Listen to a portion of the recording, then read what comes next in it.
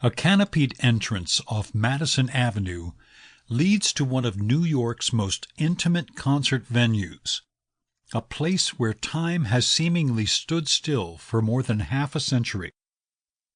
To the left of a small foyer is the Bemelmans Bar, its walls covered with fanciful scenes of Central Park as rendered by Ludwig Bemelmans, the celebrated author of Madeline. Jazzy standards fill the air, listeners scattered among nickel-trimmed tables and perched like placid crows at the black granite bar. It's as civilized a spot as exists on the Upper East Side of Manhattan, the sort of room where the conversations come accessorized with dry martinis and the gimlets are mixed with fresh lime. Opposite the Bemelmans is a shrine to the art of cabaret, a performance space only slightly larger than a regulation racquetball court. Here is where musical acts as varied as Herb Alpert and Eartha Kitt have held forth, and where Bobby Short was seasonally featured for 36 years. On its walls are the murals of Marcel Vertès, the Academy Award-winning designer of Moulin Rouge, its blue-hued banquettes encircling a floor still dominated by a grand piano.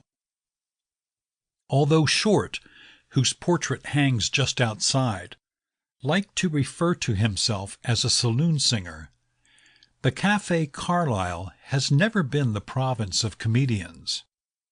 When Woody Allen sits in with the Eddie Davis New Orleans Jazz Band, he sticks to his clarinet and never utters a word.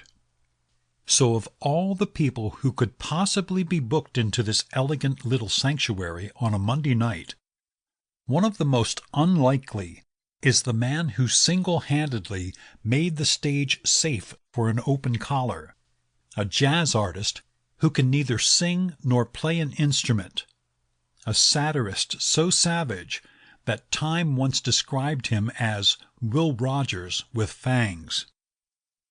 Seated at a table near the back, Mort Saul doesn't appear nervous in the least. Clad in a red cashmere sweater, he is still strikingly handsome at age 86, the celestial nose suggesting the profile of a much younger man, the graying hair at once both combed and unruly. He chats comfortably as the room fills, quick to break into a grin as if some private absurdity has just caught his attention. Occasionally, a stranger leans in to shake his hand. One man asks him to sign a copy of his book Heartland and tells him that he's been a fan for 50 years. Among those taking their seats are James Wolcott, cultural critic and blogger for Vanity Fair, the comedian Mark Pitta, broadcast journalist John Hart, and the star's third wife, Kensley, who was flown in from California expressly for the occasion. At 10:50, Dick Cavett makes his way to the riser as applause fills the room. Some years ago, he says by way of introduction, a meteor shot across the comedy sky. My new friend Woody Allen and I went to see him at a place called Basin Street East in New York. Woody said, "Wait until you see him. You will agree with me that everyone else should quit the business." Here is a man who said Ronald Reagan won because he ran against Jimmy Carter, and if he had run unopposed, he would have lost. Once at Basin Street, a guy yelled out, "Is that a Brooks Brothers sweater?" So Mort picked up the subject of Brooks Brothers and said, "It's a strange store. They have no mirrors, but they will stand another customer in front of you." "That's a bit of a weird curve," he admitted over the appreciative laughter. "But I love weird curves." Ladies and gentlemen, the great Mort Saul.